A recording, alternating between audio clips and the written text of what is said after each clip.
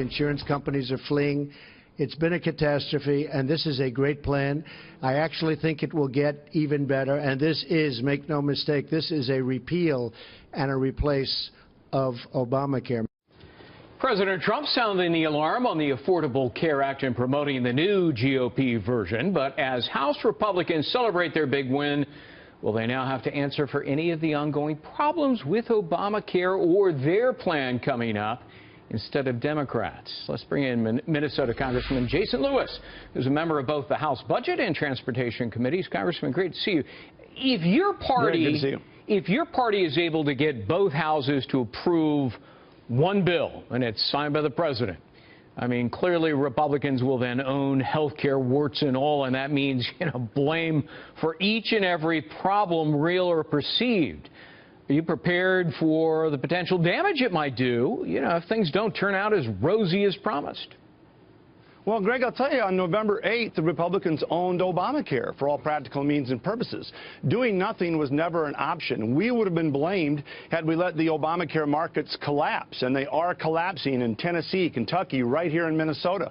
We've got 11 states with 40% premium hikes. The state of Minnesota had to bail out the failed exchange here to the tune of $310 million based on back-to-back premium increases of 55 and 67% in Minnesota. So we would have owned the status quo. It was incumbent upon us to act and move towards a more market-oriented system. What happens if the bill dies in the Senate? I mean, they're going to write their own version, then it's got to go through a conference committee to reconcile the differences. I mean, this thing could die in early summer, and if you don't fix Obamacare, I mean, what kind of blame do you genuinely deserve?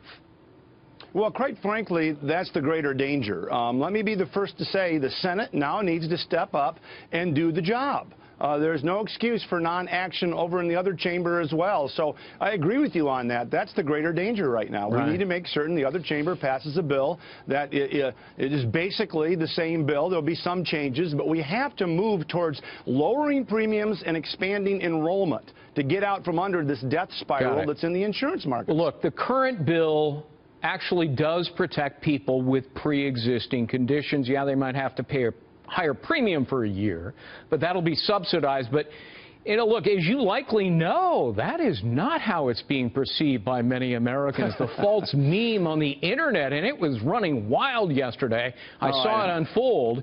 And the meme is that the pre-existing conditions will not be covered, period.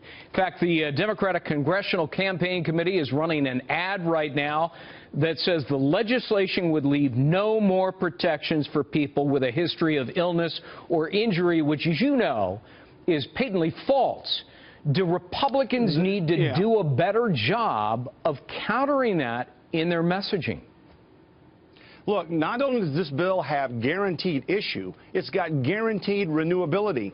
And no one can be charged more unless they have a stop in their coverage, unless they don't pay their insurance premiums, which I would remind everybody watching that is the same status as the 1996 HIPAA law, which Ted Kennedy backed. So the amount of misinformation, the idea that we don't cover pre-existing conditions, is astounding. I know, but I got to tell you, it's out there. Go check Facebook. It ran crazy yesterday on this canard.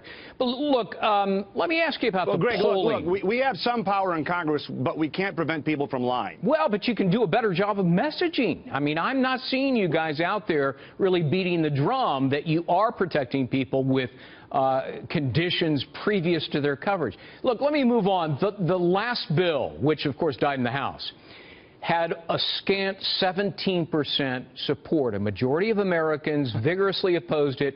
And, who knows, Congressman, that may be true of this one once the polling is done.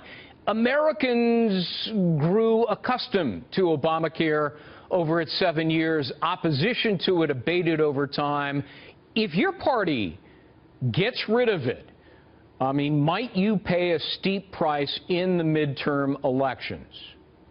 I don't think so, because when you combine the premium reductions with more enrollment, which will allow us to cover those who are sick and with pre-existing conditions, people are going to have more access to health care at lower premium rates. That's the whole purpose behind the guaranteed issue and the guaranteed renewability and the idea you can't charge anybody unless they drop their own coverage. So you're going to have a better product when all is said and done, and I think the polls will catch up to that. All right. Representative Jason Lewis coming to us from Minnesota today.